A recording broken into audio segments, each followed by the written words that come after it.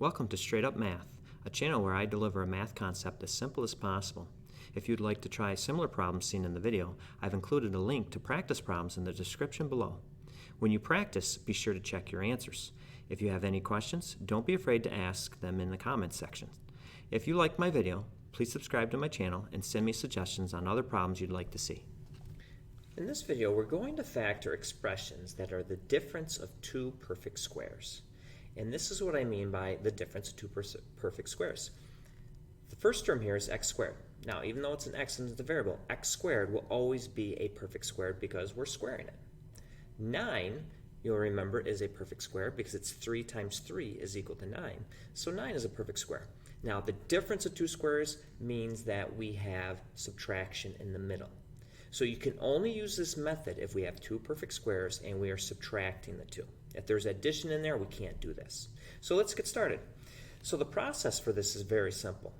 Once you recognize that this is a difference of two squares, put down two sets of parentheses. You take the square root of the first term, which is the square root of x squared is just x and x. And then you take the square root of the last term of 9. So the square root of 9 is 3 and 3.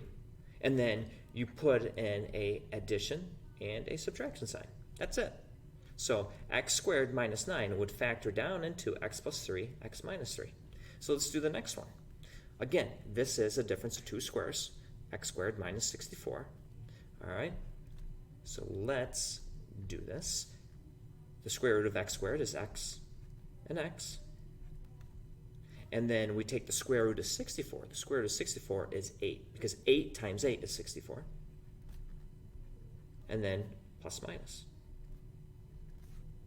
So we have x plus 8, x minus 8 is our answer.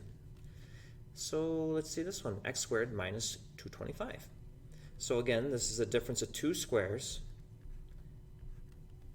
X, or the square root of x squared is x and x. And the square root of 225, that is going to be 15. Now you may need to use your calculator on that one, but if you type in the square root of 225, it comes out to be 15. So I'll put my 15s down there.